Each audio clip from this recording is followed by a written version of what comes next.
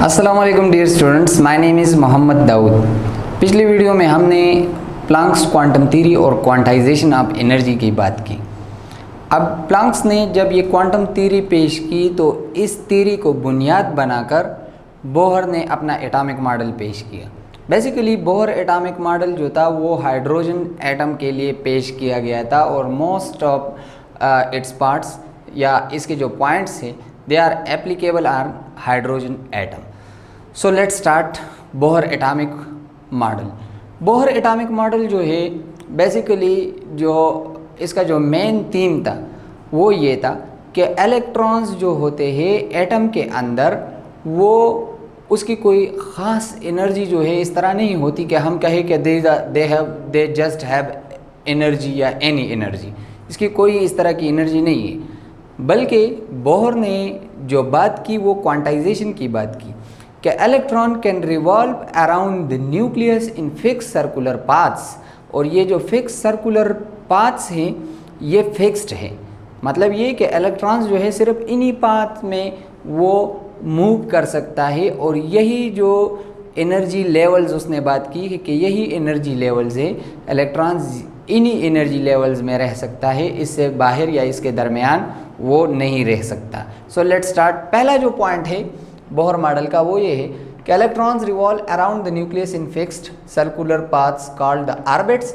उसने इस fix circular path को नाम दिया ऑर्बिट का, या जिसको हम शेल से भी जानते हैं। Each orbit is associated with a definite amount of energy. For example एक इलेक्ट्रॉन है जो एक ऑर्बिट में रिवॉल्व कर रहा है। अब इसमें इलेक्ट्रॉन के पास एक फिक्स्ड अमाउंट ऑफ एनर्जी है। अब इससे ये ऊपर जाएगा नीचे जाएगा तो फिर वही एनर्जी नहीं रहेगी, बल्कि न्यूक्लियस से एक पार्टिकुलर डिस्टेंस पर एक ख़ास सर्कुलर पाथ है जिसमें इलेक्ट्रॉन जो है वो रोटेट कर सकता है। मतलब ये कि ये एक एनर्जी लेवल है, ये एक लेवल है, फिर उसके बाद दूसरा लेवल है, फिर तीसरा लेवल है। तो यही बात बोहर ने की। As long as electrons remain in one of the particular orbits, it doesn't radiate energy. The electrons emits or absorb energy only when it jumps from one orbit to another orbit. ये concept बहुत important है कि for example atom है, atom के अंदर जो है वो न्यूक्लियस है। अब न्यूक्लियस से एक ख़ास डिस्टेंस पर एक एनर्जी लेवल है, फिर दूसरा एनर्जी लेवल है, फिर तीसरा एनर्जी लेवल है, एंड सो ऑन। तो बोहर ने ये स्टेटमेंट दे दी कि इलेक्ट्रॉन जब भी इन्हीं शेल्स में रहता है, इन्हीं ऑर्बिट्स में रहता है, तो ये एनर्जी को रेडिएट नहीं करेगा। अगर ये एनर्जी को रेडिएट करेगा या एनर्जी जो है ये एब्जॉर्ब करेगा तो तभी करेगा जब ये एक एनर्जी लेवल से दूसरे एनर्जी लेवल में चला जाता है। और इसको समझने के लिए वो बोहर का थर्ड पॉइंट जो है वो इस तरह है कि when the electron jumps from higher to lower orbit it loses energy, and when it jumps from lower to higher orbit it absorb energy।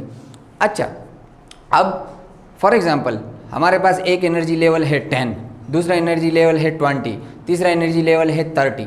अब 20 में अगर कोई इलेक्ट्रॉन है जिसकी 20 एनर्जी है, लेट्स से इस तरह तो नहीं होती, इसको हम डिटेल में डिस्कस करेंगे कि एनर्जी को हम किस तरह कैलकुलेट करेंगे, कितनी वैल्यूज़, क्या वैल्यूज़ इसकी आएगी एनर्जी शेल की। तो जो 20 वाला है लेट्स से ये 30 वाले एनर्जी लेवल में जाता है, तो ये क्या करेगा, इसको चाहिए कि ये 10 एनर्जी इसके पास और आ जाए।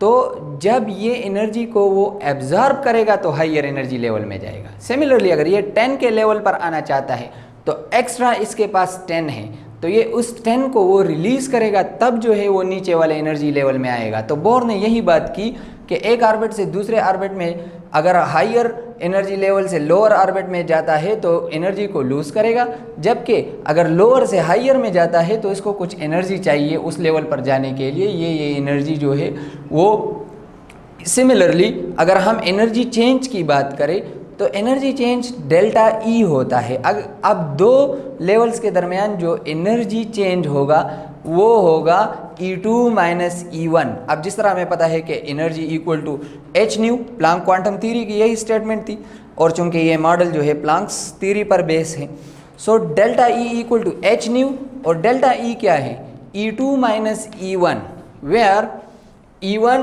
is the energy of the lower orbit while E2 is the energy of the higher orbit। अब एंगुलर मोमेंटम जो है ये बहुत इंपॉर्टेंट पॉइंट था, और इसके बहुत सारे एप्लीकेशन भी है, आगे हम डिस्कस करेंगे। The angular momentum mvr of the electron in the hydrogen atom is quantized and can have values which are whole number multiple of h divided by 2 pi। Angular momentum बराबर होता है mvr के। हमारे पास एक होता है linear momentum. Linear momentum जो है product of mass and velocity होता है। अब अगर एंगुलर मोमेंटम की हम बात करें तो वो mvr बन जाता है, जहाँ पर ये सर्कुलर पाथ में रोटेट कर रहा है। अब अगर कोई चीज़ सर्कुलर पाथ में रोटेट कर रहा है तो उसका जो मोमेंटम होगा वो एंगुलर मोमेंटम होगा, और उसके साथ हम r जो है जिस रेडियस के साथ वो रोटेट कर रहा है उसको हम इंक्लूड करेंगे, तो इसको हम बोलते हैं एंगुलर मोमेंटम। अब एंगुलर मोमेंटम mvr जो है इलेक्ट्रॉन के लिए, चूंकि इलेक्ट्रॉन भी सर्कुलर मोशन करता है, इसके लिए ये बराबर होगा nh डिवाइडेड बाई 2 पाई। मतलब h डिवाइडेड बाई 2 पाई का होल नंबर मल्टीपल होगा। n यहाँ पर 1 2 3 कोई भी नंबर हो सकता है, और h जो है ये प्लैंक्स कांस्टेंट है। तो मतलब ये कि इसको आप इस तरह से समझ ले कि फॉर एग्जांपल एक एनर्जी लेवल है, उसमें इलेक्ट्रॉन की एंगुलर मोमेंटम है, दूसरा एनर्जी लेवल है, उसमें इलेक्ट्रॉन की एंगुलर मोमेंटम है। अब इलेक्ट्रॉन की एंगुलर मोमेंटम की वैल्यूज़ जो है वो क्या आ सकती है, बोहर ने बेसिकली ये चीज़ एक्सप्लेन की कि इसके वैल्यूज़ वही आ सकते हैं, या इलेक्ट्रॉन्स उन्हीं शेल्स में उन्हीं एनर्जी लेवल में वो सर्कुलर पाथ में रोटेट कर सकता है जो कि जिसके वैल्यूज़ बराबर हो h divided by 2 pi. 1h divided by 2 pi, 2h divided by 2 पाई इसके लिए अलहदा वैल्यू, 3h डिवाइडेड बाई 2 पाई अलहदा वैल्यू। तो सब के लिए अपने अपने वैल्यूज़ आएंगे, और उसके मुताबिक जो है इलेक्ट्रॉन इसके एनर्जी लेवल्स या शेल्स जो है वो बनते हैं। इस इक्वेशन में मास है इलेक्ट्रॉन का m, v वेलोसिटी, और r जो है रेडियस ऑफ द ऑर्बिट। अब ये जो बोहर एटॉमिक मॉडल है इसके बहुत सारे एप्लीकेशंस है। इससे हम हाइड्रोजन एटम में वो distance from the nucleus electron के लिए वो मालूम कर सकते हैं, एनर्जी जो है मालूम कर सकते हैं, दो एनर्जी लेवल्स के दरमियान एनर्जी डिफरेंस मालूम कर सकते हैं, फ्रीक्वेंसी, वेवलेंथ, वेव नंबर जो है उसके लिए कैलकुलेशन कर सकते हैं। सो इंशाल्लाह 1 बाई 1 नेक्स्ट वीडियोज़ में हम वो डिटेल से डिस्कस करेंगे। I hope you understand these things. Stay tuned. Thank you very much.